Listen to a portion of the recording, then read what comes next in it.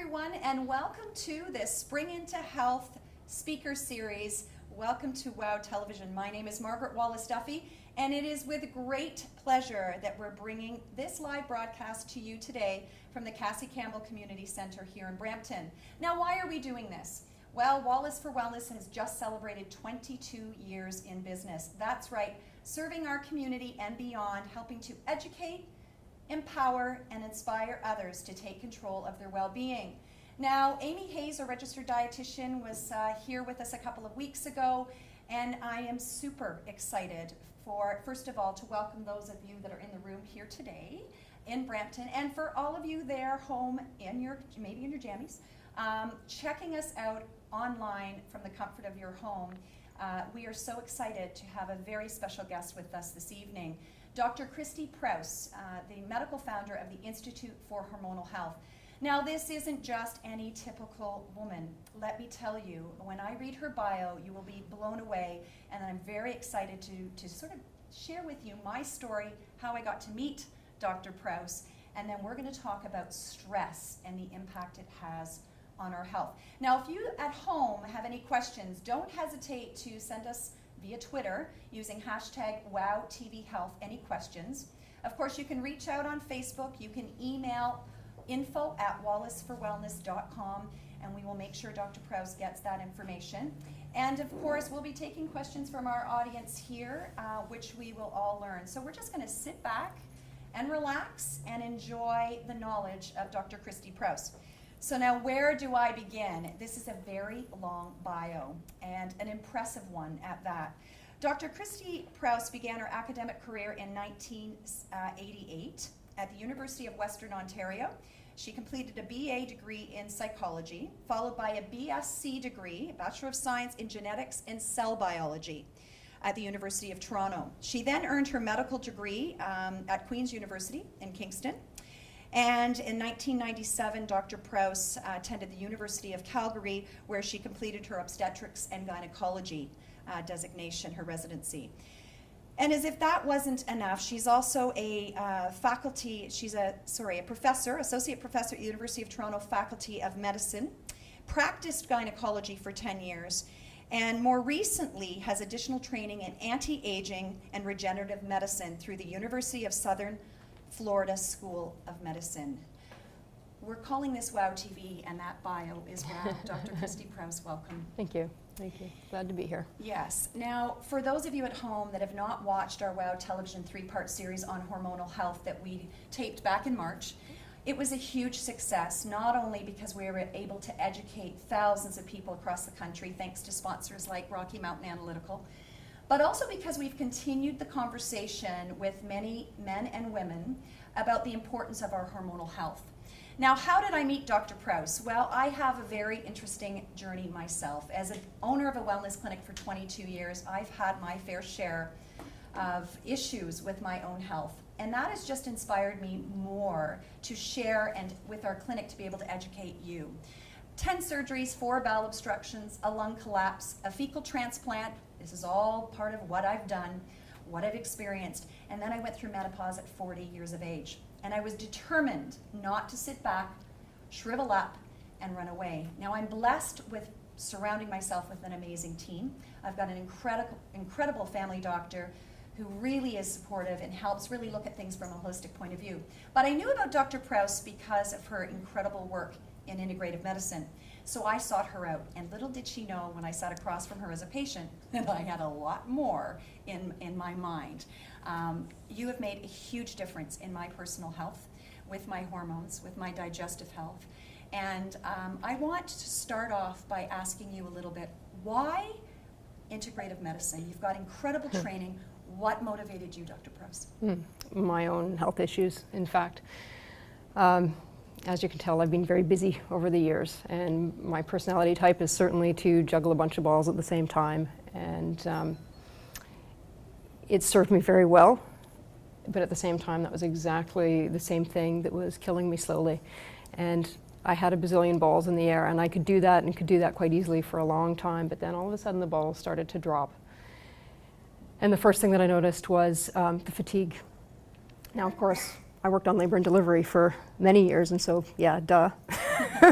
Of course, there's going to be a lot of fatigue that goes along with that, and the long hours and late nights and whatnot.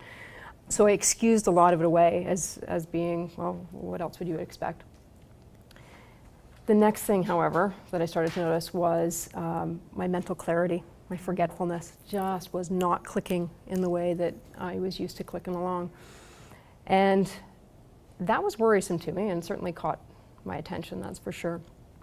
And, but again, I was looking around, but I couldn't really piece it together for myself. And then it was the irritability with my kids, which is not my personality. I'm usually pretty even keel. And things would just fly out of my mouth before I could even get a hold of them. And I didn't like that. I wasn't used to it, but I just couldn't seem to rein it in. And so when I was looking at this sort of cluster of symptoms and honestly failing to recognize a whole lot of other things that were going on in my body at the same time, and that's what happens when you're going go, go, go. You become quite disconnected from your body and often don't recognize what's really happening there. But I knew I couldn't ignore that there was something more to it. And of course, what do I turn to? Well, my conventional knowledge from my training. And I could not explain what was going on with me. And really, more than anything, out of desperation, turned to naturopathic medicine and traditional Chinese medicine. So as a Western medicine physician, that's a pretty big leap. But that's really how badly I felt, is that I needed to look elsewhere. And lo and behold, I had two practitioners telling me exactly the same thing, that I had something called adrenal fatigue. And so for me, adrenal fatigue, well, I certainly know what the adrenal glands are, and Cushing's and Addison's disease are the extremes of adrenal issues. So what was this adrenal fatigue? And by nature, of course, I quite skeptical and do my research, and what I discovered with this adrenal fatigue was really the middle ground between the extremes of disease. And sure enough, by addressing issues and addressing it from every angle, mind, body, and spirit, started to feel better. And with that, certainly recognized that there was a really big gap in what we could offer patients. And I wasn't going to be the only one that was struggling with that. And sure enough, there's an awful lot of people who are struggling in significant ways, and it really doesn't need to be that way. And it isn't, although in this room this evening, there are a lot of women. Mm-hmm. Men have hormones too. Absolutely. They have adrenals and they have adrenal fatigue. And in the society that we live in, go, go, go, go, go, this is epidemic, isn't it? It is, absolutely. So we know, now we're talking about what, adrenal fatigue, but can we put them through a little bit of an exercise, Dr. Prouse? Because this was an eye-opener for me. How do we know we have adrenal fatigue? Yeah. So let's just put out a few questions, and I did this exercise, and I want you to be honest. And you don't even have to tell your neighbor. You can quietly in your head. I want you to count the number of times you say, yes, that's me, when we go through a few of these questions. Actually, I'm going to suggest that you actually keep track on your fingers, because you'll know what I mean when you're done. Because if you've got adrenal fatigue, you're not going to be able to track up here. All right. So you can hide your fingers. Okay. But yeah. So let's ask some of the questions. So let's start. We're going to put it up here. So as you can, now for those of you at home that can't see the screen, don't worry.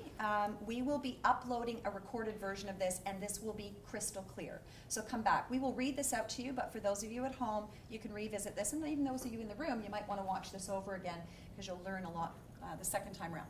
So how many of you have difficulty waking up in the morning? So remember, Dr. Prouse said keep it on your hands. How many of you are continuing fatigue not relieved by sleep? So how many of you are constantly feeling tired? How many need caffeine to perk you up? Anybody walk in with coffee tonight? Anybody that's craving salt or salty foods? Are you really, is your palate for salt?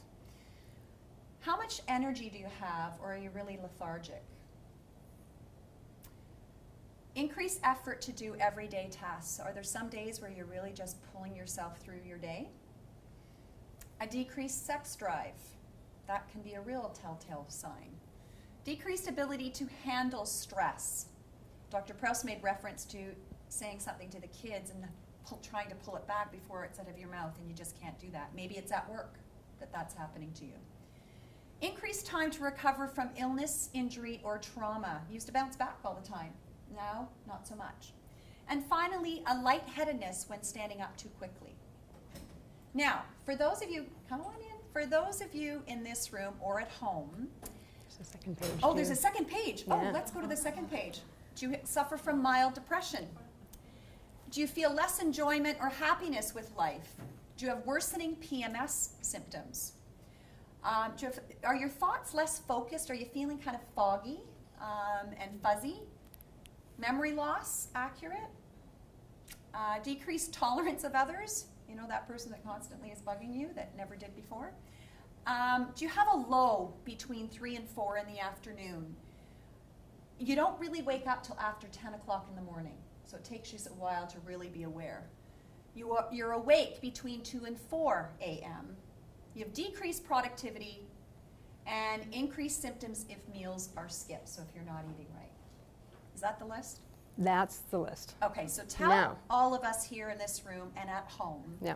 What does that all mean? what does that mean? So if you scored 3 or more, not only are you likely to have adrenal fatigue, but advanced adrenal fatigue. So we call this WOW TV, and that was a bit of a wow moment for me when I heard it, because I checked off way more than 3 of those. And as she said, not only do you have adrenal fatigue, but you more than likely have advanced adrenal fatigue. Mm-hmm. So it's not all doom and gloom. No, no. So let's talk about what causes adrenal fatigue. I mean, Yeah. can we talk a little bit Yeah, about that? absolutely. So the other name, by the way, for adrenal fatigue, and that tends to be a terminology that's used among naturopaths and osteopaths, et cetera, is cortisol dysregulation. So cortisol is our hormone. It's meant to help us manage with our stress. The problem is that the system can easily be on overload. It was really designed back in the day when we had the occasional stressor, right? Saber-toothed tiger once or twice a year. There really is no such thing as an occasional stressor. And when I talk about stressors, it's not just the emotional and psychological, although those are really key, but it's also any infections brewing in the body. So candida is a big culprit there. Any inflammation, generally speaking, comes from our gastrointestinal tract, but it can come from excessive exercise and can come from a lot of different places. Food sensitivities is another very common one. And then environmental toxins, which of course none of us are getting away with. We can certainly reduce our personal load, but the reality is we all live in the same world. And so all of those things are calling on cortisol to combat them. So it's no wonder that so many of us are on overload. And you're absolutely right. And I think a combination of all of those things, we really, I mean, I hear it in our clinic every day, and we've talked about this, the mental and physical connection, the mind and body connection. You know, oh, I'm stressed. It's almost like a badge of honor that we shine. Like, I can just keep pushing through, and you know, it's okay. Well, it may be okay on the surface, but underneath there's a lot going on. And over time, a lot of things can happen, and it can present themselves in a lot of different ways. Can we talk a little bit about that fallout and what that means? Yeah. I laugh too, because of course when you say that there is definitely also a personality type. What are you saying? There's a lot. It's, you know, the personality that is really good at juggling a lot of balls and it can go at 100 miles an hour and put their head down and go. That's a classic setup for cortisol dysregulation or adrenal fatigue. And the consequences of that is sort of, as I said to you earlier about my own story, is failing to recognize that things are happening in your body, and it is often really very obvious by the time you really take note. And by the time you're taking note, it means that that cortisol dysregulation has had impact on many other hormones and on many other systems. And so with an advanced adrenal fatigue, we start to see a lot of things. The thyroid gland is impacted. We start to see that the gastrointestinal tract runs into difficulties, and what goes along with that is food insensitivities, what are called neurotransmitters, which are our brain hormones, keep us happy, keep us mellow, keep our impulses in check, keep us asleep, responsible for muscle development. Those things start to go off the rails.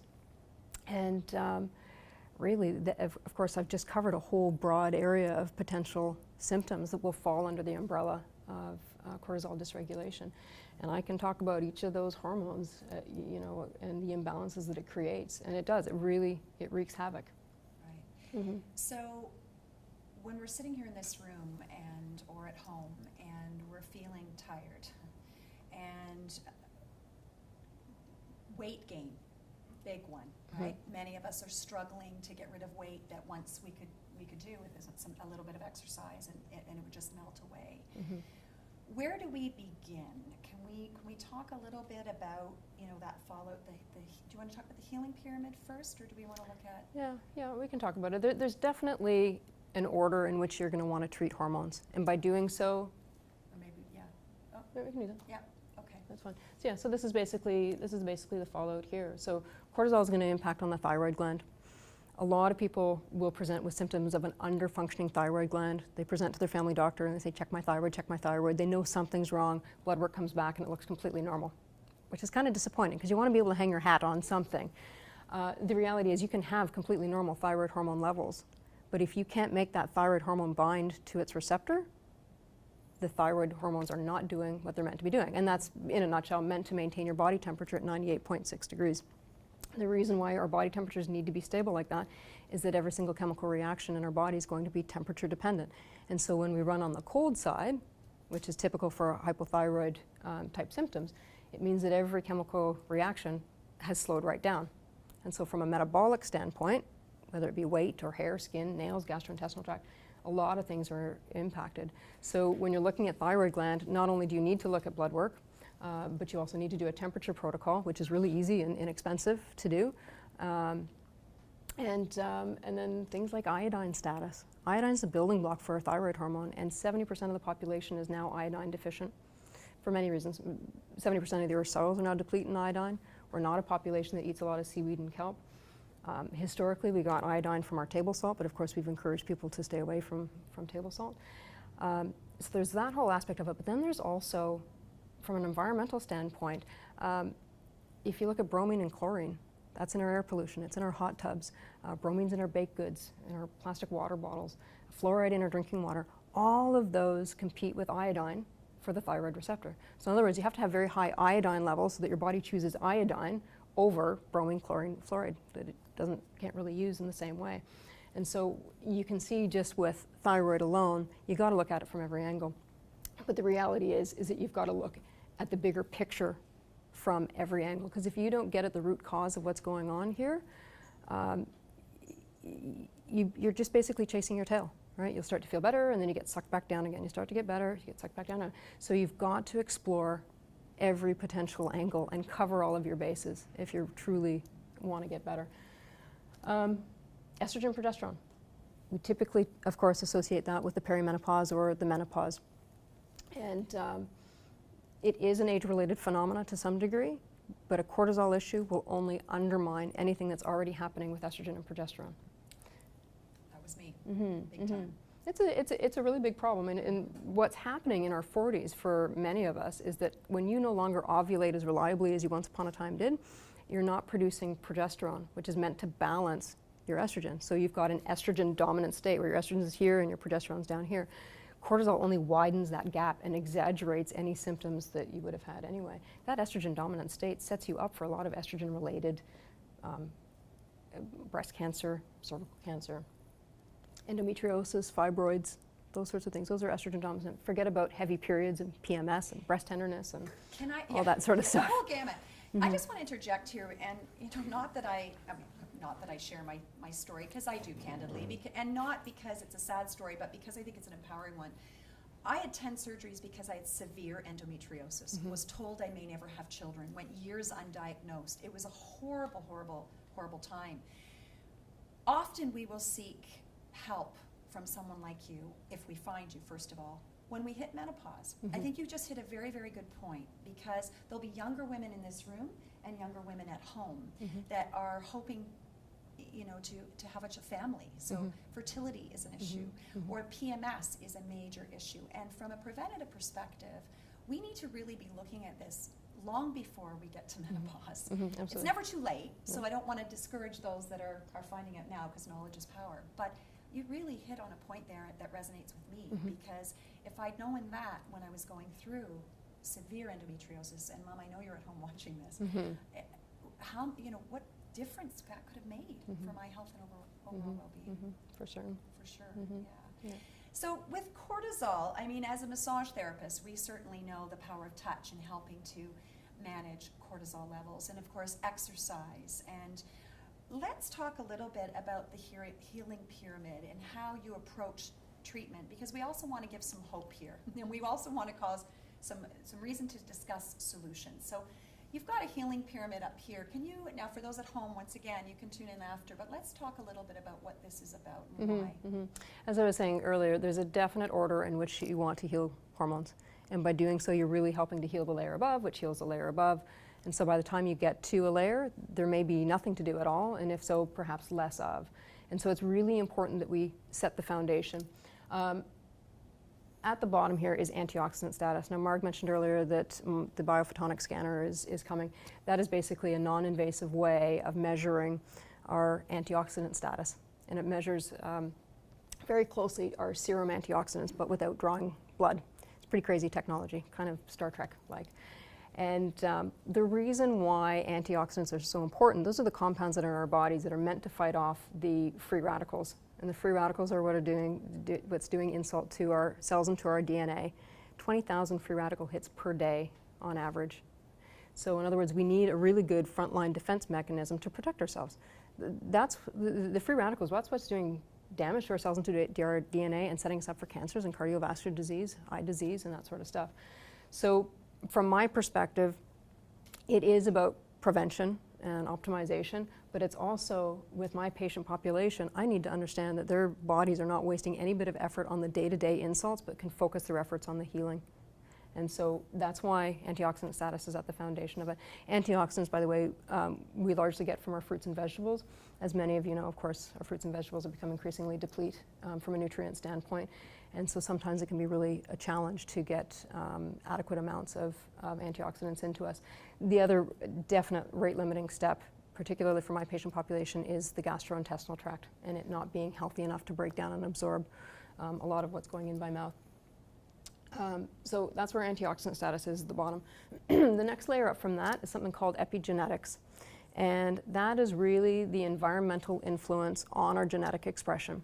Now, the genes that we're born with are the genes that we die with, but the genetic expression does change over a lifetime. So genes that were turned on get turned off, and or vice versa. They were meant to be off and they get turned on as we age. Scientists, Human Genome Project, they've been mapping for the last 30 years. We've now mapped a lot, including the genes that are responsible for energy production. The mitochondria, those are the little energy driving organelles in our body responsible for all energy production. And we've now, not only have we identified these genes, but can revert back to a more youthful state when we knew how to produce energy and had a good sex drive and mental clarity, right? Those are all the things that those mitochondria are responsible for. And so when we talk about epigenetics, it isn't just the mitochondria. We can apply that to weight management, hair, skin, and nails. There's a lot of different areas that are tackled with epigenetics. But if you think about it, it took you a lifetime to get to this point in time. So if we can take you back a little bit further, it's a nice place to set the stage and set the foundation. So that's really epigenetics. Gastrointestinal tract, really, really important. If you had one system that you were allowed to treat to have the greatest impact on the greatest number of symptoms, it's the GI tract. Really, really important. And if you've got adrenal fatigue, the consequence of that adrenal fatigue is going to be maldigestion, malabsorption. You can run into difficulties with dysbiosis, which is an imbalance between the good and the bad bacteria. The gastrointestinal tract can start to leak, so the cells pull apart. And when that happens, food particles can sneak in between the cells. They get into your general circulation. Body's going to recognize that as being foreign, mount a reaction to that. It's called an IgG, delayed hypersensitivity reaction. And when that happens, you're calling on cortisol to combat it. So every time you're introducing one of these foods that your body's sensitive to, it's draining your adrenal glands even further. Can I jump in here just because I did have the food sensitivity testing done, and it was a remarkable test in terms of giving knowledge to myself. Just because something is healthy, the food is healthy, So we may think that we have a great diet, and as you mentioned, there's so many environmental toxins, and we're going to talk a little bit about nutritional cleansing later. But you could be eating really healthy foods, but they may not be healthy for you. Yeah. And is key. How is that food reacting with your body? Mm-hmm. And for me, it was a real eye-opener. Mm-hmm. I mean, I tend to, I love to cook. I try to eat as clean as possible. And Mm-hmm. But there were some of my favorites, like, for example, mushrooms. Yeah. High sensitivity Yeah. to mushrooms. Yeah. Hugely sensitive. Whereas, and caffeine, which I've never really been a big fan. Coffee, I don't tolerate. I've never Mm-hmm. really drank much of it. Mm-hmm. It was a really high sensitivity for me. Yeah. So that's Yeah. important to recognize. Yeah, absolutely. And the reality is we often don't even know that we've got these food sensitivities. And there's a couple reasons for that. The type of reaction I'm looking for is that IgG, delayed hypersensitivity reaction, which basically means you can have wheat, but you don't bloat for 48 hours. So not only do we not see bloating or hair loss or acne or weight issues or fatigue as typical allergic type reactions, but there's also that delay. We might look at the last meal, maybe the last 24 hours, but very rarely are we going back 48 to 72 hours earlier to pick up on what it was that we had. And then the third reason why we struggle to identify it is if you look at the top 5 known food allergens: wheat, dairy, soy, eggs, and almonds. So those are the things that are in our diet, even if we're actively trying to avoid them. They sneak in the back door. So you see your baseline functioning with those potential food allergens in your diet. And so until you remove them, and then you go, oh, that's how my bowels are supposed to work. Oh, I thought they were normal before. Right? Or that funny rash I've had in the back of my arm since I was a kid that I thought was just me, gone. Right? So there's a lot of things. And unfortunately, it is often the foods that we like the most. And the reason being is that whatever you're exposing your gastrointestinal tract to the most has the greatest opportunity to sneak across the gut lining if it's leaky and create this reaction. Having said that, there are ways of managing with that, which is a whole show unto itself. Yes, that's another whole discussion. I told you she could be here for days, but that's really important. Mm-hmm. And then certainly the gastrointestinal tract, in terms of the way we feel overall, I know firsthand the difference between the way I felt prior to seeing you, prior to getting my hormones under control, prior to nutritional cleansing, and the way I feel now is night and day. Remarkable difference. Yeah, it is. It's a really important step. When the gastrointestinal tract is not functioning optimally, the food complex that our body is going to have the greatest difficulty breaking down and absorbing are the amino acids. And the amino acids are the building blocks for our proteins. And proteins make many, many things in our body, including those neurotransmitters that I mentioned earlier, right? Those brain hormones keep us happy, keep us mellow, keep our impulses in check, keep us asleep at night. And so that's why we see amino acids there. And there's testing that can be done where I can tell exactly what your specific amino acid deficiencies are, right down to the 5 milligram increment, so that I can give those back to you. You've got the building blocks to build whatever protein your body needs. Then there's the adrenals. So even though adrenals are fairly high up the pyramid, it is, if you notice, the foundation hormone there. You've got to address an adrenal issue, and if you don't, you really are just going to be chasing your tail with absolutely every other hormone out there. And so it becomes really critical that that's addressed. Treating the adrenals, a lot of my patients will ask, well, can't you just give me cortisol, replace it that way? In actual fact, very, very, very rarely, very infrequently do I actually replace with cortisol. That's for sure the exception to the rule. What you really want to do is encourage your body to heal itself and to support itself. And the last thing you want to do is supply it with cortisol, because it's basically telling your adrenals, oh, don't worry about it. Got you covered. So they shut down, which is not, that's the problem in the first place, right? So it aggravates them. So you really need to support the adrenals to heal them. And we will come back to how we can support all of this. I think it's really important for everybody at home and here in this room. I mean, we need to give a really good understanding of all the background before we jump. I think in our society, we just want the fix, right? Just, well, how do we fix this? And it is for in each individual, which is what I love about the Institute for Hormonal Health, your facility. You look at it from all perspectives. It really is a holistic approach. There is not one answer for all. No, and you see, of course, we're focusing on the body here, but equally as important as healing the body is the mind and the spirit part of it. And that, without a shadow of a doubt, is equally as important. Sometimes, however, the body can take enough of a beating that it's tough to mount a response and address the mind and spirit aspect of it. So you've got to start someplace, and often for a lot of people, healing the body is first, but it's... And it's the safest. place for a lot of people. I think sometimes we think, oh, this mind-body connection. I mean, certainly I know in the past 22 years at Wallis for Wellness, when I opened the clinic 22 years ago, you know, mind-body connection, that wasn't something we really talked about because it was, you know, it was a little bit out there.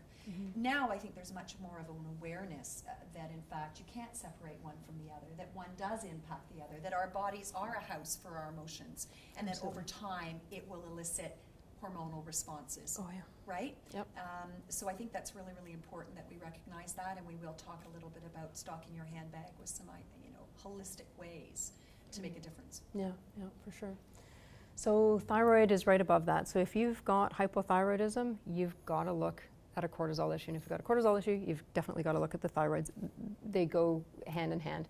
I actually really, if it's a new diagnosis of an underfunctioning thyroid gland, I don't deal with that until I've treated the adrenals for at least 6 weeks. And again, that's the importance of treating things in order to help the body to heal itself. Can you just, for those that may not know what hypothyroid So is, underfunctioning. Yeah. Underfunctioning. What would they expect Yeah. to feel if they have hypothyroidism? Yeah, so it can present with fatigue. It can present with gastrointestinal issues, usually constipation, if anything, hair, skin, and nails, dryness. It can be weight issues. It can be mood issues, depression. So it too can show up in a lot of different ways because it's responsible for so much. Thank you. Yeah. And so then above thyroid, then we start getting into the estrogen, progesterone, and testosterone. So you can see that that's actually really high up the list, but you will have less to do on that level if you've done the foundation work. Then we start getting into heavy metal toxins are a big problem in this day and age. And if you look at the top 3 heavy metal toxins, mercury, lead, and cadmium. Mercury in particular in my practice is a big issue for multiple reasons, but the biggest thing is it's linked to candida or yeast. Candida and mercury love each other. Very difficult to get rid of a yeast issue, which again, a lot of people will be struggling with. Some say up to 40%. In my practice, it seems like it's much higher than that, but again, patients self-select themselves by coming to see me. But that's the heavy metal and the candida definitely go hand in hand. And then you can see weight management. Weight management is way up there, but that's simply because when you're dealing with all of these other issues, by default, it has an impact on weight. And if there's any weight left over by the time you get to the top, then you've got a much easier go of it and a more stable weight process that's going on. Now, I know in our 3-part series on hormonal health that we did with you, a couple of your patients gave testimonials, and I hate to call it testimonials, they told their story. And it really resonated, I think, with everyone because they did talk about the fact that their weight loss was sort of secondary. It just kind of happened because they were dealing with all of these other things. So they physically started feeling better, and the weight sort of just happened as a result of the others. And I think that's really important. I think sometimes we come from things top down, Yeah. and I think that's why this visual is so powerful. You can't just come from things at the top. You really do need to focus and work our way up so that we can get to that top of the triangle, which is prevention and optimization. Yeah, exactly. How many people do you see at that level? A lot of people think they're coming to see me for prevention and optimization. Very, very few are really, truly at that state. So the reality is that you can eat right, you can sleep right, you can exercise right, but if your adrenals have taken any bit of a beating, that will just get you this little blip, right? You need to be up here. And to get you up there requires some effort. Effort on my part, effort on your part. Right? So there's a lot of things that go into it. And you know what, Dr. Prouse, that's what I love about working with you. And I say that very candidly and very endearing. I truly believe, and I've been very fortunate with a lot of my medical care, although I've been quite choosy with who I see. My family doctor, you, other specialists that I've reached out to, it's partnership. It shouldn't be that you're going to your doctor and expecting them to fix you. We are taking a role in our own health and well-being, and if we expect to just do one little thing and check it off our list and see remarkable change, then we're really doing ourselves a disservice. So I really do love that when coming to see you, and there are other practitioners across the country as well, but that really do get that. There's something that is really empowering as a patient to sit across from you and to have you validate, but to link arms and expect that I have to also be accountable for my own well-being. Absolutely. Really, really Yeah, powerful. I can throw stuff at you all day long, but the reality is you've got to take responsibility yourself. I can make recommendations, and it's really got to come from you. And the reality is some people aren't ready. Yeah, absolutely, absolutely. Just, I know we're going to take questions at the end. Are there any questions about the healing pyramid while we're here in the audience here? Just because it is really important. There's a lot of information there. Any questions so far about anything? No? We're good? Okay, so treatment. I mean, there's so much that we can talk about in terms of treatment. Where do we begin? And let's really have a discussion about the holistic view that you have and working with your patients.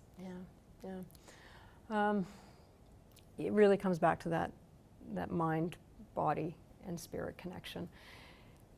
That the mind and the spirit is where true healing comes from, and it isn't just fluffy stuff.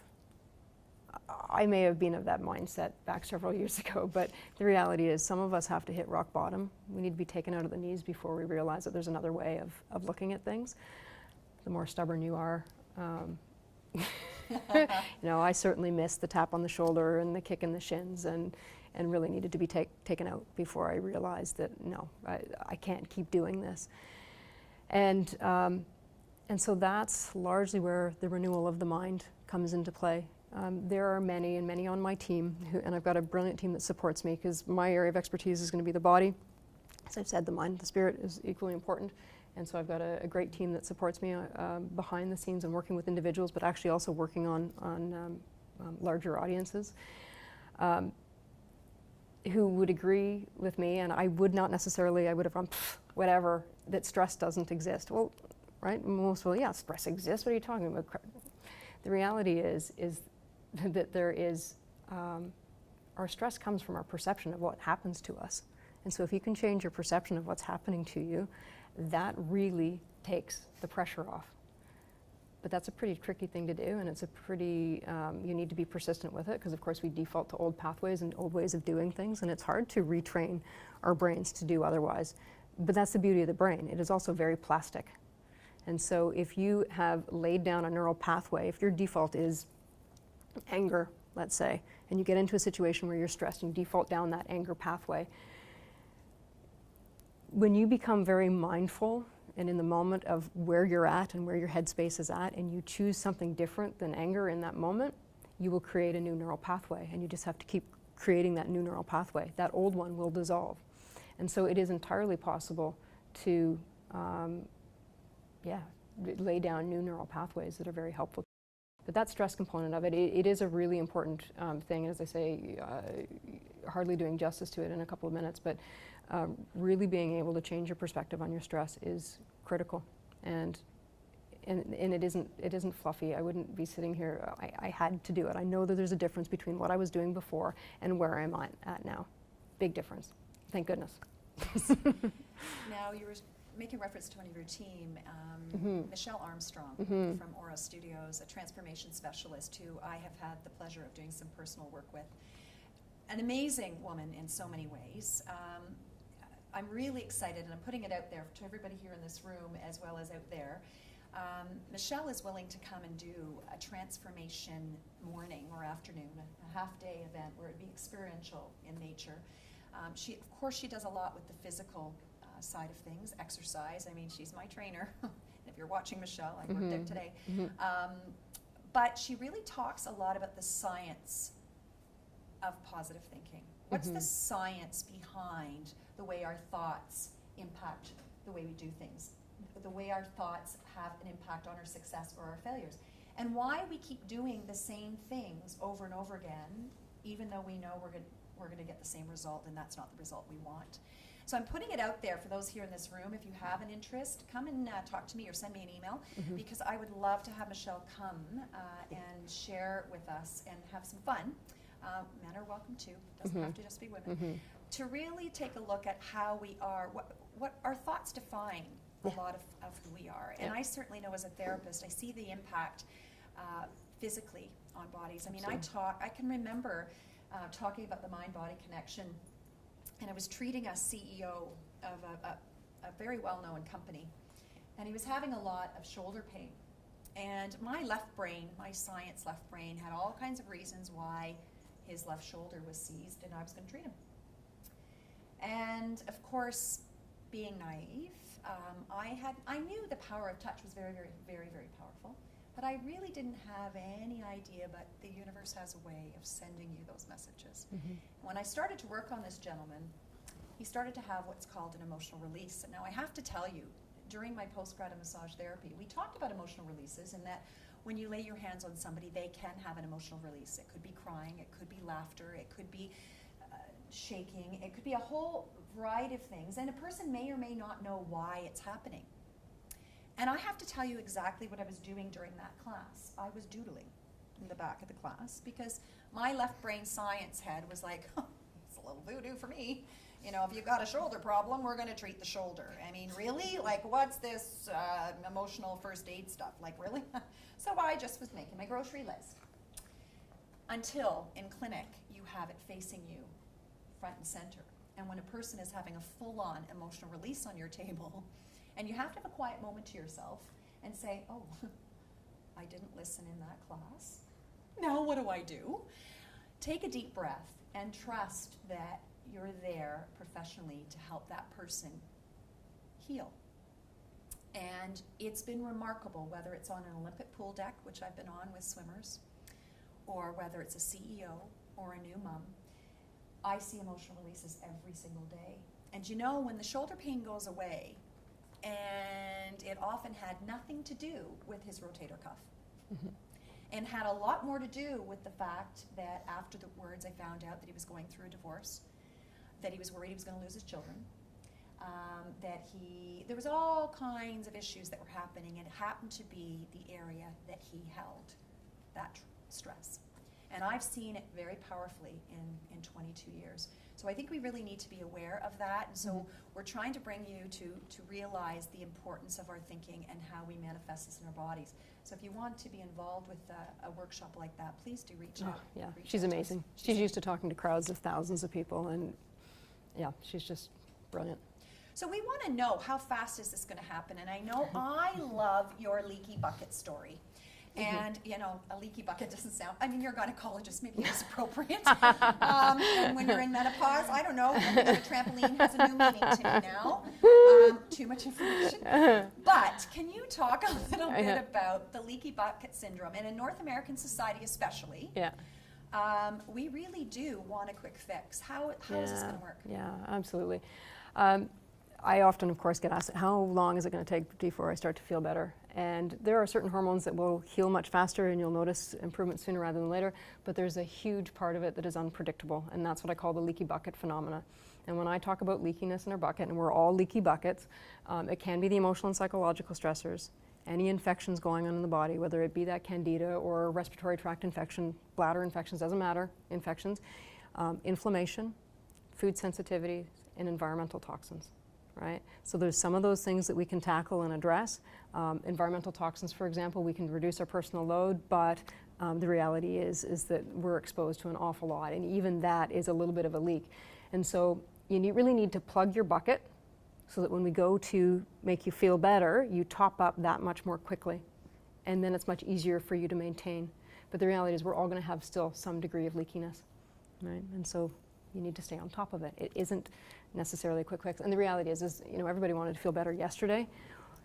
Hormones, you didn't get there overnight, right? It's taken usually most people years to end up on my doorstep, and there's often an awful lot of work.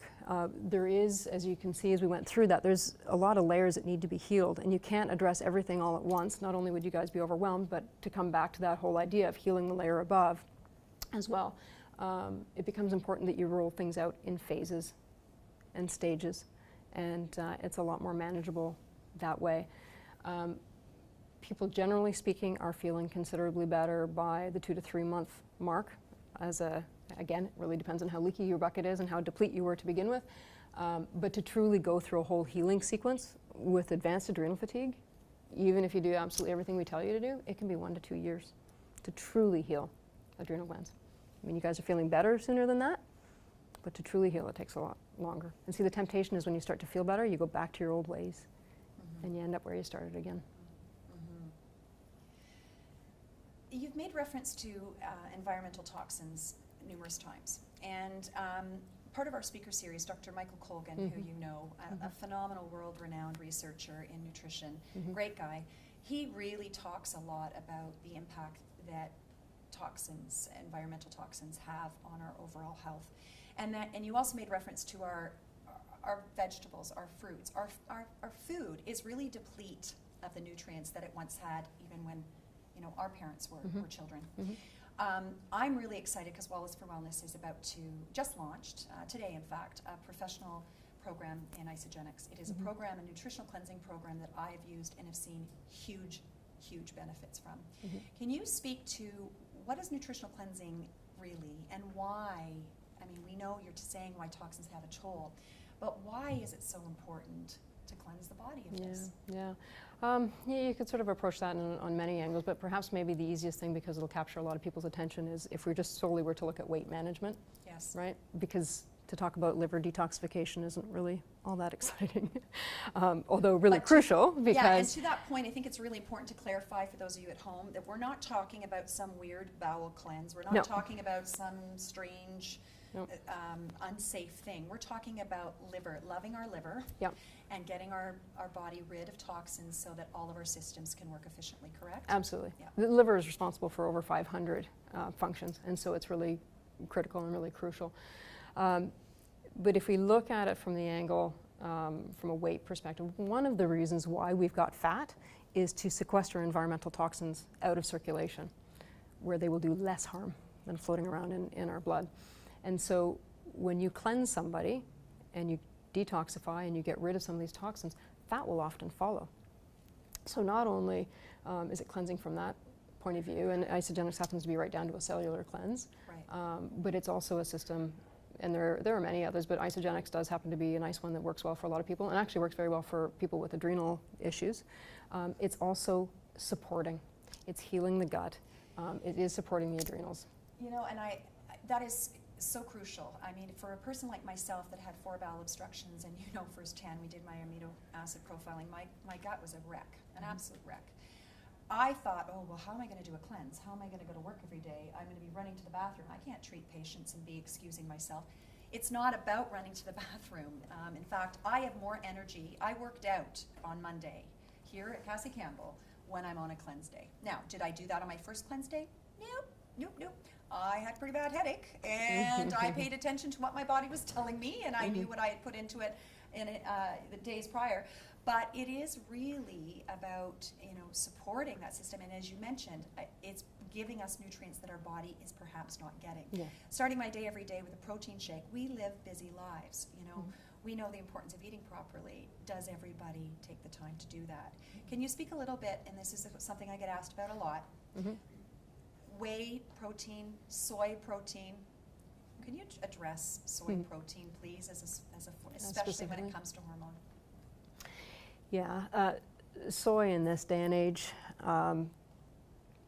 well, first and foremost, it won't matter whether you're male or female, but soy mimics estrogen. It's an estrogenic compound. And so for a lot of women, as I alluded to earlier, are going to be estrogen dominant. You don't need any extra help with soy. There is that postmenopausal group of women that sometimes need support. Soy isn't always the best choice, and one of the biggest reasons is it's become so genetically modified that it can create an awful lot of problems. And we're seeing that show up in many different ways, and it's not just soy. Wheat is another big one, right? If anybody's read Wheat Belly, and that's from a genetic standpoint, GMOs, if you look at the wheat species, you can take 2 parent species and create offspring in it and create 50 new gluten antigens in the offspring that didn't even exist in either parent. It's a big problem. It's not just Mendelian genetics that we were taught in high school, if anybody remembers that. You can tell one of your undergrads was in biology and genetics. Yeah, exactly. So there's a lot to it, but the fact that, and there are better options, better choices. Right. Now, stress adaptogens. Let's talk a little bit about supporting through diet. When we talk, people hear that buzzword, stress adaptogens. I know certainly I take Ionics every day, and I asked you this. I went into Dr. Prouse's office, and when I went into menopause, I had a feeling. I described it to you and to my my family doctor. I had this feeling of vibration in my chest, an anxiety feeling. Never experienced anxiety before, ever. When I went through menopause at 40, this came on, and it came on hard. Just this vibration in my chest. And when I started to take a product called Ionics, which is full of stress adaptogens, it went away. But being a skeptic and left brain person, I thought, yeah, right. So I stopped taking it, and it came back with a vengeance. When I saw you, you actually said, because where I was at the time, to take it twice a day. And the difference in my sleep and that feeling were remarkable. And not just for myself, my 87-year-old father who's going through cancer treatments, unbelievable help after his treatments to help boost. What are stress adaptogens? Stress adaptogens, typically we talk about supplement form, so ashwagandha, rhodiola, there's a bunch of herbs that can do it. As I suggested earlier, for a lot of people, the gastrointestinal tract is not functioning optimally, right? So when you take in your supplements by mouth, they're often not working the way that you want them to work. And so adrenal adaptogens in supplement form may be okay for an early adrenal fatigue. It's not the best choice. It can be a really expensive way of going nowhere fast when the gastrointestinal tract isn't functioning. And so you really have to come up with very creative ways, which we do at the Institute, to avoid the gastrointestinal tract until it is healed. Right? So we do IV therapies or transdermal on the tongue, under the tongue, you name it.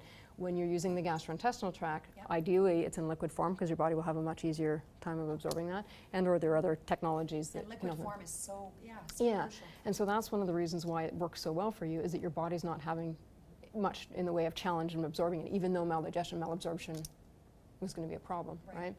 So adrenal adaptogens in that form are really important, but exercise is also a stress and adaptogen. So what that adaptogen means is whether your levels are too high or too low, it brings you back into the middle. It balances you out. And so those become really, really important. Fantastic. Stephanie is here from the Institute for Hormonal Health, which means our Biophytonic Scanner is here. I'm wondering, Steph, if you might be able to bring it out, and then while she's doing that, if you could talk a little bit about, we talked about it at the beginning, antioxidants and the scan, but maybe talk a little bit about what our participants here in this room today are going to be able to experience and how. Like you said, it's a little Star Trek-y. Yeah, but really cool. Let's talk about the science behind it and why it works and how it helps you help others make decisions for their health. Yeah, absolutely. As Star Trek as it is, it's actually pretty basic science that is winning all sorts of crazy awards. But it is really quite simple technology, and really all it is a light beam that bounces off your carotenoids in your skin. Carotenoids are the sort of mother antioxidants, and reflects it back to the machine, and it interprets your particular level of antioxidant status, which again becomes very important when you're trying to protect yourself against the daily insults, the free radicals, but also when you're trying to heal, you need to make sure you've got that good frontline defense against the insults so that your body can focus on the healing and not so much on the day-to-day insults. It's pretty easy. You just put your hand over the edge of the machine and it takes, what, 30 seconds? Yep. And you've got your answer without having to draw blood. Which is nice. Yeah. And the way to boost your antioxidant status, depending on where it is, some of you might be brilliant and some of you may not be so brilliant, and I can go through how to interpret where you're at. But basically there's a whole spectrum of where we're going to be at. And if you end up in the red zone, which is the low end of the antioxidant scale, that basically means stop whatever it is that you're doing. You're going to hit that brick wall very soon. And that typically is the morbidly obese and smokers. You're going to see that in the orange and yellow zone, so it's a rainbow, in the orange and yellow zone, that is where most of the North American population lands. And that is also a zone where we say, you know what, you better figure out something different because what you're doing isn't really working for you. Green would be lovely. Blue is where you really want to be. And you can actually be right off the charts. And that's pretty cool. There are definitely different ways of raising your antioxidant status, and eating right becomes really quite important. And we mentioned that eating right differs for every individual, but the fruits and vegetables, of course, are loaded with antioxidants. They can also be loaded with pesticides. So choosing organic is definitely a better way of boosting your antioxidant status, because you won't be detracting from it at the same time. Can I speak to that just with the organic side of things? Because I know that for some, it can cost more money, most definitely. Victoria Resendez, our naturopath at Wallis for Wellness, has a leaflet that is a really great guide to help you make some wise choices about when you're buying organic and you need to make choices, are the best bang for your buck. Yeah. For example, picking up an organic banana, sorry bananas, but there's a big thick skin on that banana, and there's less likely that the pesticides are going to be inside the banana. So we found that to be really helpful. Some people, if you really do need to make some wise choices, there are some that are going to absorb it more readily, and to be aware of that. And was it you or Dr. Colgan that was telling me about the number of toxins? Was it you that was saying in our blood? No, Must be Dr. Colgan. Maybe it was Dr. Colgan. I'll have to get back to you on what that was, but it was shocking. I mean, Yeah. one of the videos that I love from Dr. Colgan talks about in the buildings in the U.S. having signs mounted on the building talking about the toxic chemicals that are in the building. Like, they have to put it there, that they're carcinogen, and that they're there, and now you're aware of them. We're okay with that? Yeah, that's the crazy thing. That's the crazy. Yeah. That is the crazy making part about all of this. Yeah. There's a really good resource, actually, that is free. It's online. Every single one of our patients that walk through our doors get a copy of it. Is the Cancer Smart Consumer Guide. Yes. Whatever causes hormonal disruption will ultimately go on to lead cancer, has that potential too. And so it's one of the same. And the Dirty Dozen is in there as well. And the Dirty Dozen just basically means what are our most pesticide-laden foods. Unfortunately, with the fruits and vegetables, it's the stuff that we tend to choose, the strawberries and the tomatoes and all that sort of stuff. And it isn't, it's misleading to think that these pesticides are just superficial. Like, they're in the meat of it, right? You can't wash them off necessarily, right? So that Dirty Dozen becomes important. But that Cancer Smart Consumer Guide also goes through your health and beauty aids and your choices there. You name and it. it's shocking, It actually, is. when you take a look at some of the stuff that we're putting, especially for women, that we're putting on our skin, on our hair. It is remarkable what's in some of our products. And this isn't about fear-mongering, and I'm not an extremist. I'm not here to, I like a nice glass of wine occasionally. I like, a barbecued steak now and again. I'm not talking about extreme, but you really do need to be aware and try to give yourself the best opportunity you can by making some wise choices where you can, so that you're giving yourself the best chance to heal and hopefully get up to where one day you'll be seeing more people in the optimization. And I'm close, getting there, aren't I? Sure. Keep going. She's humoring me. Stephanie, have you got the scan out? It's ready to go. Is it like portable? I would love to bring it. Do you mind? So Stephanie, can you bring it up, or is it plugged in? Or no, it's fully wireless. Very cool. So it's that. Yeah, I just want to. Oh, it does really look very. I just wanted everybody at home to be able to see it. I know you can't be scanned through the internet, but you can go to see Dr. Prouse at the Institute for Hormonal Health and experience this as well. And speaking of that, thank you. The Institute for Hormonal Health, it's hormonalhealth.ca. Yes. Now, the question I'm going to ask, one of the first questions before we open the floor, do you need a referral to come and see you? You don't. No, you don't, which is a wonderful, wonderful thing. However, one of the goals with this speaker series and my goal at Wallis for Wellness is to really help to link conventional medical community with, you'll never hear me use the word alternative medicine. I don't believe that there's one or the other. Complementary or integrative medicine is what I believe in. I believe that we need to link arms with our healthcare professional. I believe that you need to have a team around you that you decide, and you work together with that team. So hopefully series like this, having the expertise of an incredible physician and woman like Dr. Prouse, will also help to educate doctors. So when you leave here tonight, if you learn something, you have the opportunity to go and have that conversation with your family doctor or with your specialist. I know that you certainly are doing work across the country and are being asked to speak on a regular basis. Yep, just this Friday. Oh, are you? Where Yep. are you speaking on Friday? It's a GP psychotherapy conference downtown. Fantastic. And when we're looking at hormonal health for those that are out in Vancouver or Calgary, we've got some really exciting news, don't we? Can you tell us a little bit about the vision of the Institute for Hormonal Health moving forward? I'm super excited about this Yeah. because I I am too. really, as much as I'm worried about sharing Dr. Prouse because I'm kidding. Yeah. So how do you see this moving forward? Yeah, I think what I've come to realize very quickly is that I'm definitely a rate limiting step in this whole process. As you can tell, I do like to talk, and I do spend that kind of time with my patients as well, She does, indeed. which means that There's only one of you. there's only one of me, and so I'm very limited in the number of people that I can reach, and there's clearly a whole lot more people out there that could use some help.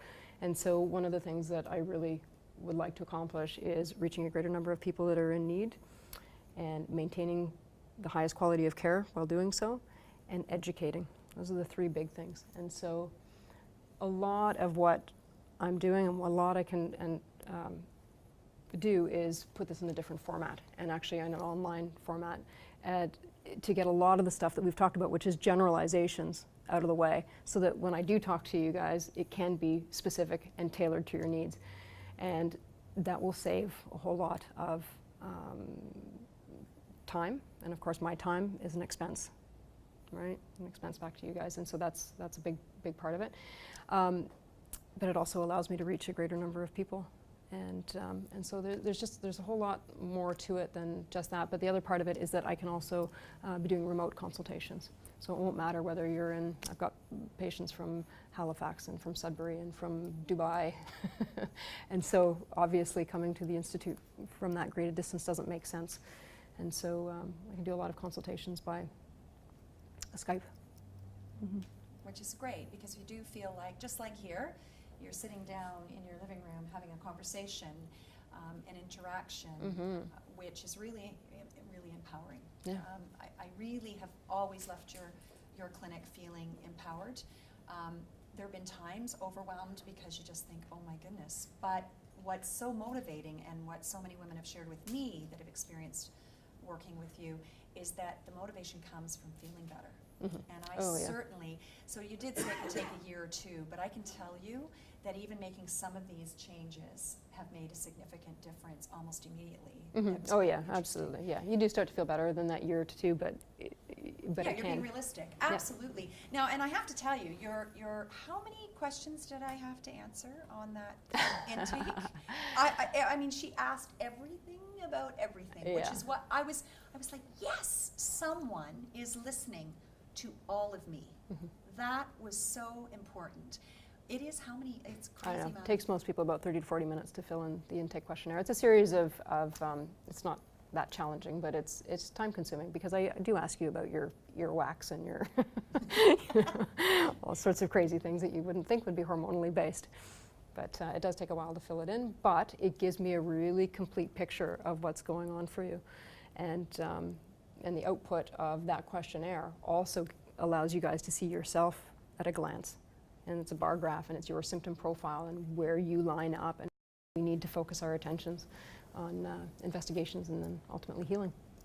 And you did make mention of, I mean, yes, having some of these tests do cost money. I mean, we both are sitting here and hoping one day that that will not always be the case in terms of there'll be more access for everyone. However, one of the things I loved about you, Dr. Prouse, was that you were able to, when you look at that graph and you were able to see all the various things, you were willing to work as I could do things. Yeah. That's, I think, really important. It to is mention. important, and we can do that.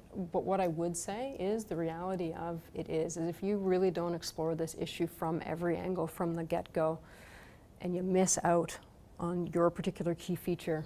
Yep, you're chasing your tail. You do. It's this uphill ski. And so I absolutely do work with patients from a financial standpoint to try and help them prioritize where they need to go. But at the end of the day, you really do want to get at every angle. Because in the end, if you start to get better and then you get sucked back down again, not only is it frustrating for you, but you end up spending more money because you spent that effort getting better, only to, right? And Right. so, Thank you. Is there anything else you'd like to share with us about, I mean, I know we could do a whole conversation on a whole bunch of different things, but Yeah. just in general, I think we've got a really good overview of hormonal health and certainly stress and the impact and yeah, some of the things. I'd love to open the floor unless there's anything absolutely. else. No, I'm good with that. Yeah, Right. thank you. So, for those of you that are at home, remember you can send us in a question to WOW on Twitter using hashtag WowTVHealth. If you don't want to do it now, you can also send an email to info@wallisforwellness.com. I'll be sure to get it over to Dr. Prouse at the Institute for Hormonal Health. And for those that are in this room here in Brampton, are there any questions about hormones in general, stress, or anything that you would like to raise to Dr. Prouse? Any questions? Yes, Jen.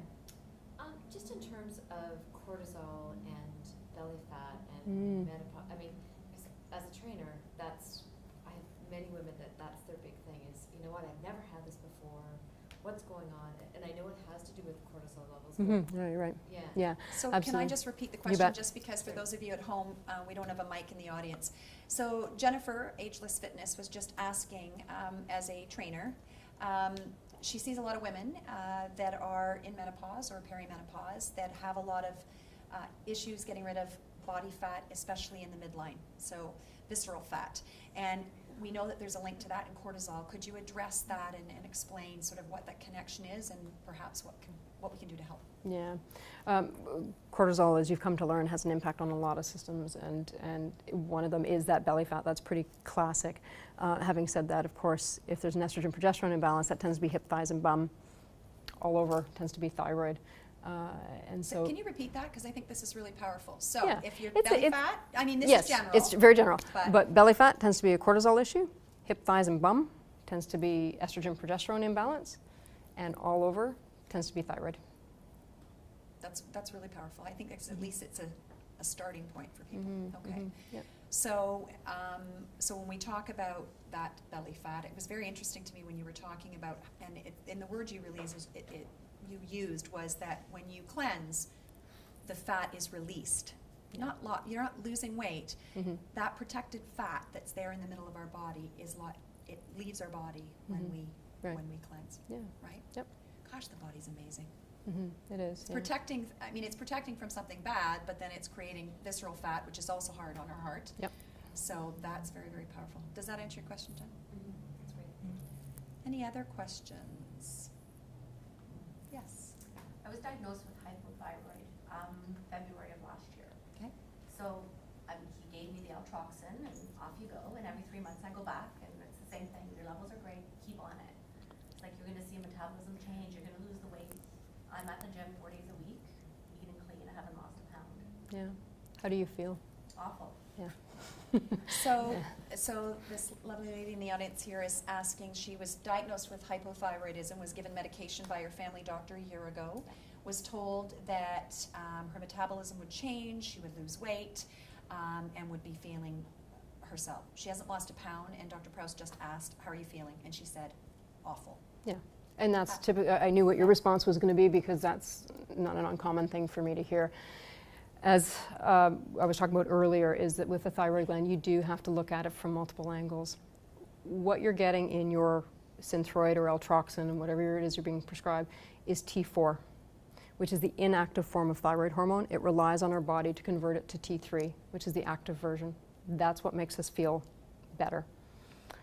The problem is that if you've got a cortisol issue, you're going to have difficulty converting that T4 to T3. And you're also going to have difficulty making that T3 bind to its receptor. And so you can give T4, you can give that Altroxin all day long, but if your body's not converting it to what's going to make you feel good, then there's a problem there. There are many different ways of handling that particular issue. One of them, of course, is healing the adrenals, because the two are so intimately tied together. There are ways of giving a combination of T4 and T3 as well, so that bypasses that step. There's the issue of it binding to its receptor. You'll know, I mean, if your thyroid gland is functioning optimally, your temperatures will be normal. And my guess is when you go to check your temperatures, you're going to run on the cold side, which means you're having a binding issue, which isn't necessarily in and of itself intrinsic to the thyroid gland. It's really a cortisol issue it's interfering with the process. So can I ask then, because if inquiring minds want to know, so if I always believe if I'm thinking it, someone else has to be, maybe not. So she said her doctor is, and I'm not bashing her doctor at all, No, but it's the conventional way of doing it, absolutely. Right, And I so- do use Synthroid sometimes. Right. So when you say it's the levels normal, like her levels are good, how does, as a patient, how do we make sense of that? It can be a lot to do with that binding issue. Okay. So you can have corrected your numbers back into a normal range, but again, you can have completely normal levels, but if you're not making it bind to its receptor, then it's not doing its job, right? So there's a bit of interference there. You can tackle it on different levels, and there's different ways of administering thyroid medication other than L-Troxin, and it really just depends on your particular situation.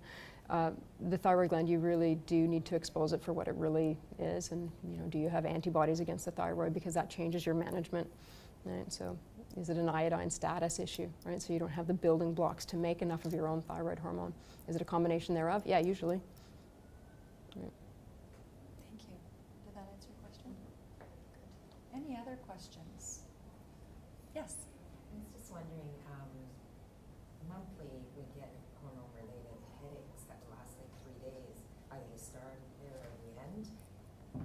Could you tell me what, and that's every month, what? Yeah. Typically, Can go I ahead. just repeat You it? bet. You bet. It's not to sound like a broken record, but I just want to bring it home. So a woman in the audience is asking about having monthly headaches that are lasting about 3 days around your cycle, either start or at the end of your cycle. Yeah. And your question was, I just wanted to know how you can stop that. how do you Yeah, stop that, yeah. or the why? Yeah. Typically, so as your period approaches, you go from a state where your estrogen levels were quite high, and then they plummet quite dramatically. And that drop from here to there, often for some women, can be associated with migraines. And so, first of all, you need to understand what exactly is the hormonal imbalance that's going on, and correct for that earlier in the cycle before you get there. Some women will also need to be bridged for a short period of time with estrogen, just to compensate so that drop in estrogen level isn't so dramatic. But understanding what your specific hormone profile is, even earlier, not just in that moment, but earlier, it becomes important to know, so you can be balanced out before you even get there. And how would you find Saliva. Saliva is the best way to look at estrogen, progesterone, and testosterone, and cortisol for that matter. And this is such a good point and a great segue. Yeah. When I entered into menopause very abruptly at 40 years of age, I've never had a tension headache in my life, let alone a migraine. And I had a 13-day migraine and cluster headache, 13 solid days. It was, thank heavens, my incredible family doctor, Dr. Javan, I'm giving you a shout out, who did acupuncture. That was what broke it. But I said all along I had to go for an MRI because they were worried, because this is unusual, severe headache, quick onset. And I said right from the beginning, it's hormones. I'm going into menopause. This is what it is. It's what it is. But my blood levels were not showing that that was the case. When I had saliva testing done, it was significantly different. Why is saliva testing better? Yeah. When you look at blood work, and you can test hormones in a multitude of ways, and there's just some hormones are better looked at by blood work, and some saliva, some urine. So it really depends on what hormones that you're looking at. Hair. Yep, hair you can do as well. When it comes to estrogen, progesterone, testosterone, and you're measuring in blood, that's really just a moment in time of the transportation of those hormones, which isn't really arguably that important. What you really want to understand is what's happening at the tissue level. And so saliva happens to be a nice reflection of what's happening at the tissue level. And so typically there tends to be an underestimation of those hormones in blood work. Whereas when you're using, and therefore when you go to treat somebody, it's very easy to, in order to try and get their blood levels to change, you end up giving them more hormone than you need to. Whereas if you're watching with saliva, it's much easier to use a lesser dose to bring somebody into a nice physiologic range without overshooting them the other side. Right? So it's just, it's a different measure, and you're really measuring what's happening at the tissue level, which is where these hormones are working. We've talked a lot about cortisol tonight. How do you test cortisol? I've done it. How do you test cortisol? Yeah. So cortisol also can be tested in saliva. That's a nice way of doing it. It can be tested in blood, but again, there's issues with that, different than what we just spoke about. And it can also be looked at in urine. The advantage of urine, although it isn't always necessary for every patient, but the advantage of urine is not only do you get your cortisol levels, but you get the breakdown products of cortisol. And that sometimes, depending on the situation, can help me tailor treatment according to what that specific needs is. But most of the time, cortisol works quite nicely, or saliva works quite nicely. I was shocked to see, I mean, you had predicted it, to see my cortisol levels. I was not sleeping at night. I'd fall asleep, but then I would be boing, wide awake and couldn't go back to sleep. And it was absolutely horrible, hijacking, exhausted the next day, trying to push your way through work. And you had said, can you explain what cortisol is supposed to, in the perfect world, what the cortisol curve is supposed to look like, and then what somebody like me and perhaps other people would be experiencing? Yeah. There is a cortisol curve, and really our cortisol level starts out the highest shortly after we wake up in the morning, and that helps us wake up. And then it gradually declines the rest of the day and through the evening, and should remain low all night, and then again it rises in the morning time. The vast majority of my patient population, they may have a normal morning cortisol. It could be low, but the last point on that curve to be preserved if you're in difficulty is that morning cortisol, and then the rest of the day you can be crashed and have a very, very low cortisol. And so that is one of the downsides of looking in blood work, is that we tend to do an 8 a.m. cortisol in blood work. Well, if that's the last point to be preserved in the day, then you're going to miss it. The other thing too is that cortisol increase with the act of drawing blood, so in and of itself isn't the most accurate way. And having that spectrum of time is also really important, because if you're only looking at the 8 a.m. cortisol and you're not looking at the rest of the day, you could be fine in that morning, but you're crashed the rest of the day. That's already a stage 3 out of 4 adrenal fatigue. A 4 out of 4 is when that morning cortisol isn't great either, and that's not a curve anymore, that's a cortisol line. Yes. Any other questions? Yes. So you talked about GI issues Mm-hmm. and how it's going to be hard to absorb the antioxidants through your diet if you're having GI problems. Mm-hmm. So I'm just wondering, how do you suggest combating that? Just through the cleanse that you're talking about, or? That's a great question.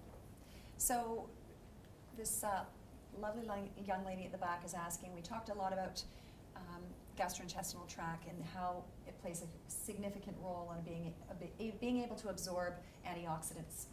And if it's not working properly, what do you suggest we're doing to make sure that we're going to be absorbing those antioxidants? Yeah. Using stuff that is gut friendly is really the best way to do it. And what I mean by that is, if we have to supplement above and beyond our fruits and vegetables, and again, in this day and age, most of us will have to do that, liquids will work better than the supplements. It can be just that simple, that bodies are having a tough time breaking through the capsule. And or there is technology, something that I use an awful lot of, is LifePak Nano. And really what that is, it's your multivitamin, it's your mineral, it's your coenzyme Q10, which drives a lot of the energy systems in your body, and it's your omega fish oils. The reason why I like it for my patient population is simply because of that nano technology that's part of it. So when your body is able to break through that capsule, it releases a bazillion little itty-bitty nanocapsules that are just so tiny that it doesn't matter the state of the gastrointestinal tract, it just seems to absorb it brilliantly. And we see really nice leaps in score when we look 6 weeks later using that nanotechnology. Unfortunate thing is that it's patented technology, so it's one company that offers it, and it would be awesome if a lot of these supplements came in the nanotechnology, but not yet. So nanotechnology, liquids are another way of doing it, so juicing, that sort of stuff. It just helps your body, it assists your body in being able to, and of course healing the gut becomes really important. So knowing what those sensitivities are. Yeah, is one thing. one thing.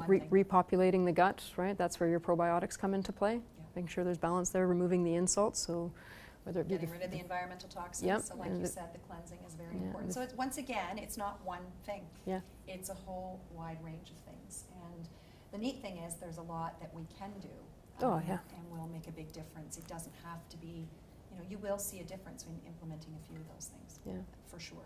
And that's the beauty. I actually don't test for anything I can't deal with. So. Yeah. Any other questions? How long does the cleansing take? Is it a few days process? Everybody's really different, and it's going to depend on how toxic you are. And by the way, actually, that to answer or to fall into something that you were saying earlier, when you do cleanse and when you do detoxify, depending on how toxic you are, there is going to be a period of time afterwards where you can be a little headachy and a little muscle achy, and if it's manageable, you want to keep pushing. Yeah, you want to keep pushing through. It means you actually are detoxifying. It's not a problem with the product that you're using. It's the fact that you are that toxic. And you know what, I find that empowering. And thank you for bringing that up, because we do tend to, I'm going to say I tend to bail sometimes, you know, when the going gets tough, the tough get going. And however, you think, oh, you know, it's really putting a mirror back in your face when, oh boy, I do have a headache, and oh boy, I'm, you know, I'm feeling this way, or my joints are achy, or what have you. As I've done cleansing on a more regular basis, so daily cleanse, for example, I take cleanse every night, or once a month I do a full day cleanse, or once a week, depending on, you know, it was my birthday week or what have you, and maybe I indulged a little bit too much in something, then you have that opportunity. But I thank you for raising that, because people do tend to shy away. The minute something gets hard, they stop. Yeah, and that's the time when you want to keep pushing and hydrate yourself well and keep the bowels moving. Because that's the other thing, you can detox and it gets pulled into the stool, but if you're not moving it along, your body will just reabsorb it, so it kind of defeats the purpose. Cleansing is going to come in a whole bunch of different ways. You can cleanse by diet and basically clean eating. That's certainly one way of doing it, and you can combine that with anything, or you can use various systems that are out there, or supplements that are meant to cleanse. And eating as cleanly as you can, that's absolutely so important. Being aware of what, read your labels, and that's one of the neat things that Amy Hayes, our registered dietitian, who really thinks like a holistic nutritionist but has the training of a dietitian. It's wonderful, because you really do need to empower yourself and understand what we're putting in our bodies. We think nothing of it. Or more importantly, as a parent sitting here, what are your children putting in their bodies? What, you know, when we think of pop and Gatorades and, you know, all of these things that we are taking in, we're not giving ourselves a fighting chance to really heal properly. And that doesn't mean you can't enjoy life and not have, you know, eat fun things and have those special times. But you will notice a difference in your skin.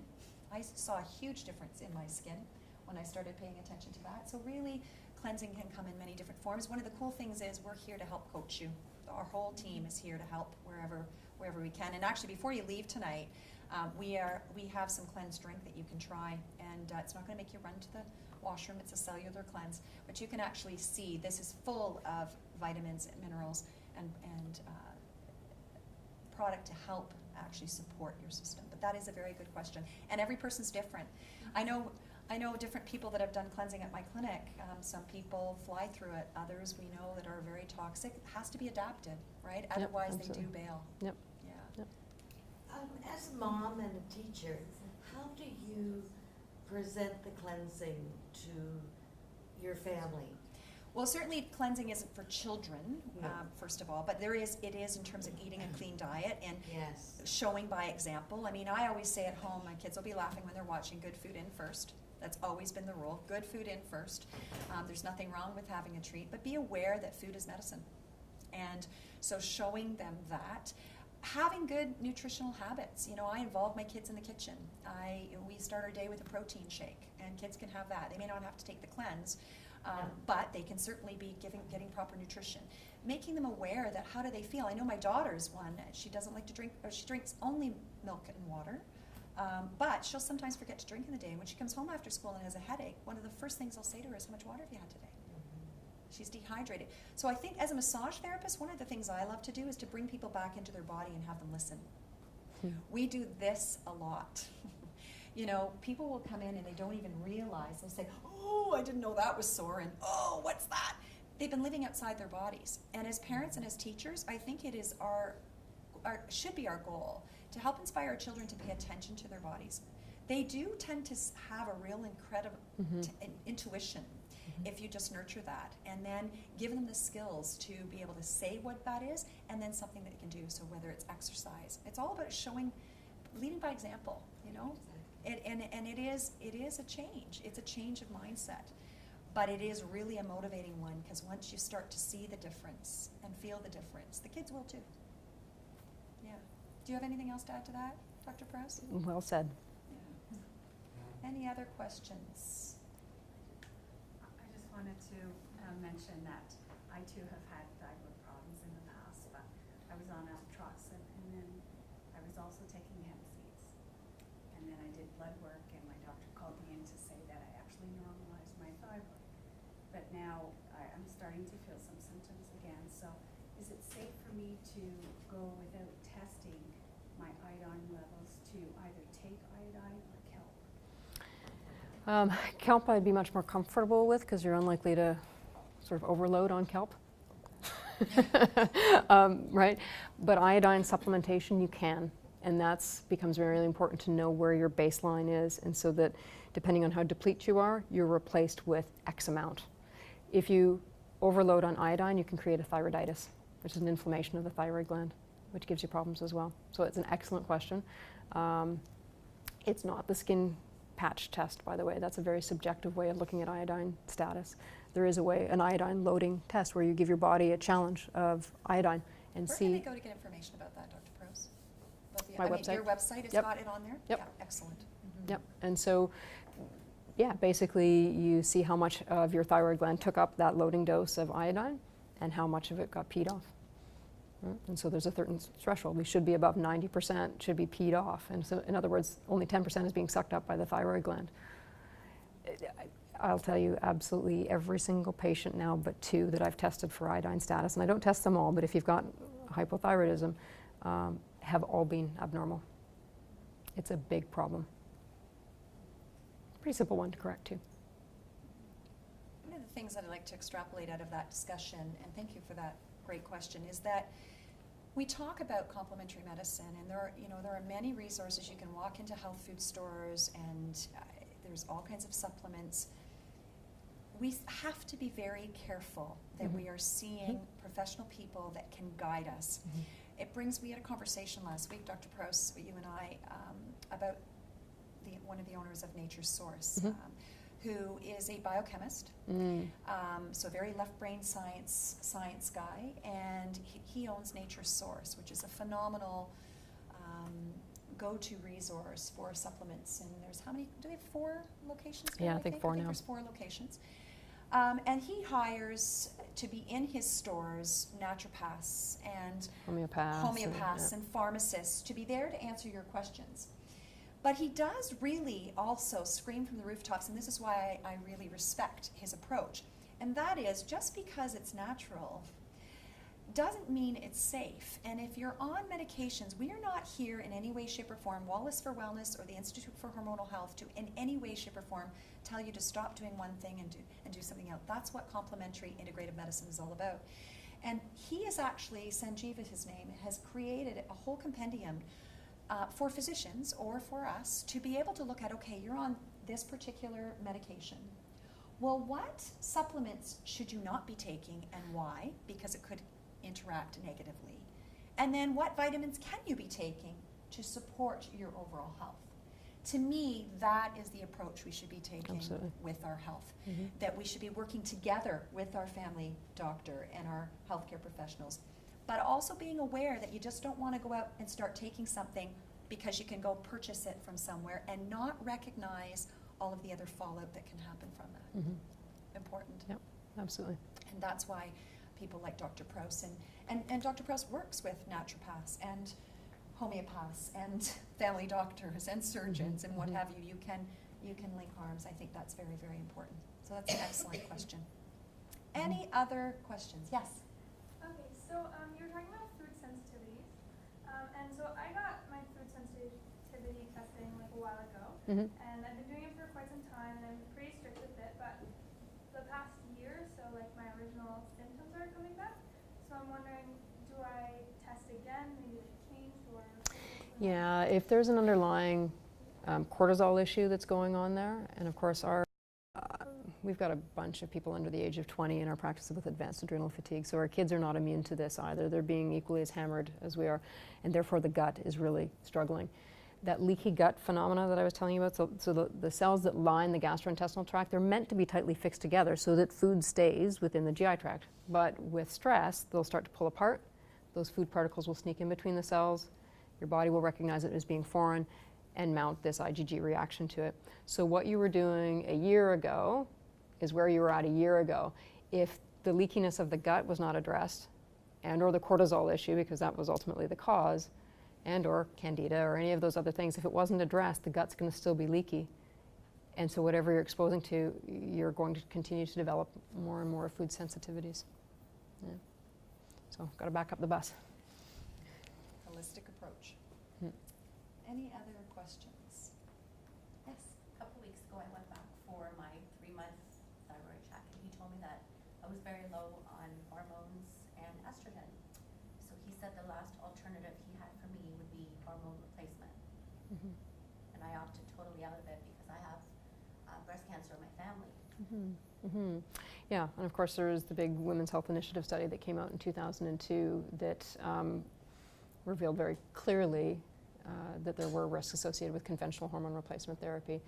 There are definitely different approaches that you can take for hormonal imbalances, everything from supplements to support a hormone if it's a more minor issue. There are compounded hormones that you can use that will match what your body recognizes as being its own. And that's a bioidentical hormone. So there's different approaches to it, and those are not necessarily the same as conventional hormone replacement therapy. I'm taking bioidentical hormone replacement because I have a family history of breast cancer. Mm-hmm. And I, going through menopause at 40, did not want to take that route. Yeah. I can tell you from my experience that I've seen a big difference in a lot of my symptoms since taking bioidentical Mm-hmm. hormones. And two, I mean, the hormonal state for a lot of us in our 40s and onwards actually predisposes us to running into difficulties with breast cancers. And so you really do want that balance between estrogen, progesterone, however you get there, but in a way that your body's going to recognize as being its own. Any other questions? No? Okay, so to finish up this evening, a couple of things. Stephanie has been so generous, or so nicely sitting here and waiting for us to want to take the scan. We're going to do that once we finish off here with our live Google Hangout. I have many people to thank for this happening. First of all, Dr. Prouse, on behalf of our entire Wallis for Wellness team, WOW TV, the City of Brampton, who has opened its doors here to allow us to be here. Thank you for your unbelievable expertise, your generosity in sharing your knowledge, and your courage, actually. I want to honor your courage for really being out there to help link the conventional medical community with the integrative medical one. You are truly a pioneer and an inspiration, and I'm very proud not only to call you my doctor, but my friend. Yeah, So thank you. So if we can put our hands together for And of course, for those of you at home that would like more information, you can go to hormonalhealth.ca. You can follow Dr. Prouse on Facebook. The Institute for Hormonal Health is also on Twitter. Yes, we are covering all platforms. Stay tuned because we also have some more WOW TV series coming up where we're very thrilled to be having Dr. Prouse as one of our featured guests. We're looking at doing an entire show, a second part series on treatment of hormonal health, so that's going to be more in depth than today's discussion. We're also looking at partnering on stuff with respect to mental health, healthy mom and healthy baby. We want to hear from you at home. If you've got interest in health for your family, we want to hear from you. Send us an email to info@wallisforwellness.com or follow us on Facebook or Twitter, Wallis for Wellness, because we want to hear what you want to know. Wallis for Wellness is a one-stop health and wellness destination for your entire family, and it's a two-way street. We want to hear from you, and we're here to help you. We are also, for the ones that are in here today, we're going to do a cleanse. We're going to raise a glass and celebrate and do a group cleanse. For those of you who want more information on the cleansing, don't hesitate to go to wallisforwellness.com or just pick up your phone and give us a call at the clinic, 905-840-3486. And this would not have been possible without the incredible people behind the scenes. I would like to do a huge shout out to eLearnology Inc., my partner in crime, not in crime. That's not a nice way to say that, is it, Fern? My amazing partner who helps bring all of this education online in an incredible way. Our tutorials, our online tutorials, Live Well, Learn How, they are free. The first one that we have out is actually for baby massage and helping with gas and colic, but we have more coming your way, from everything from stress, maybe one coming up on hormonal health, to teething with your baby, to what else, Vern? We've got breastfeeding. We are covering the gamut. They are completely free. They're shareable online, because our impact, the one we want to make, is for it to go worldwide, and we want to reach as many people to help educate, inspire, and empower you to take control of your health and well-being. So on behalf of the WOW team, I want to thank Fern McCracken and her son Kyle, who's sitting behind there, behind the camera, making this happen in your homes. For all of you there at home, thank you for joining us. We wish you were here. We're going to raise a glass of cleanse to you at home. Make sure you drink lots of water. Think about what's going on in your mind. You are what you think. And on behalf of our entire team, until next time, be well.